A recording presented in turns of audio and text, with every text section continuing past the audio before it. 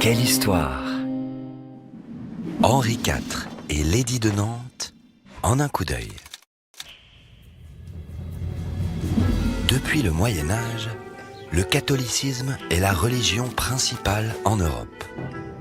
Mais au XVIe siècle, certains fidèles commencent à critiquer l'Église.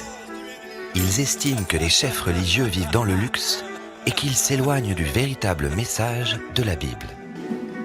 En Allemagne, un prêtre nommé Martin Luther propose une nouvelle manière de pratiquer la religion.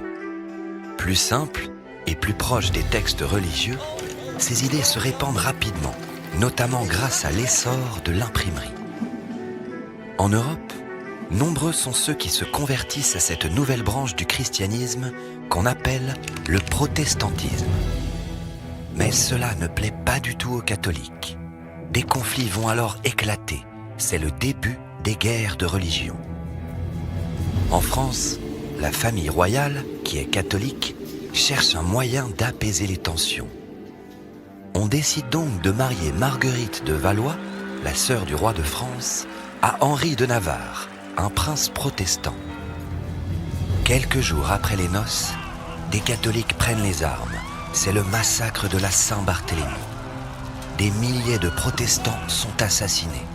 En 1589, considéré comme trop favorable à ces derniers, le roi de France est assassiné à son tour. Henri III assassiné, c'est son cousin, le protestant Henri de Navarre, qui hérite de la couronne et devient roi sous le nom d'Henri IV. Pour se faire accepter, Henri IV doit se battre. Il finit même par se convertir au catholicisme.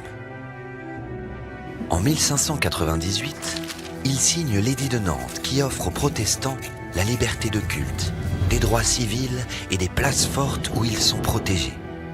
C'est la fin des guerres de religion.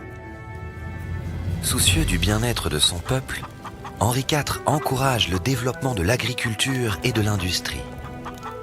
Il favorise aussi les conquêtes françaises en Amérique du Nord, ce qui permettra une extension considérable de la Nouvelle-France tout au long du XVIIe siècle. En 1610, un fanatique catholique prénommé Ravaillac assassine Henri IV en pleine rue dans Paris.